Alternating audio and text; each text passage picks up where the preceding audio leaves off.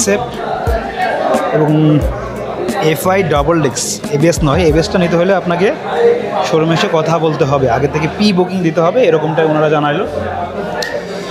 এটা হচ্ছে সুজুকির ঈদ স্পেশাল, এটা আসছে। এটা কাছ থেকে দেখানোর চেষ্টা করি, দেখতে এরকমটা দেখাবে।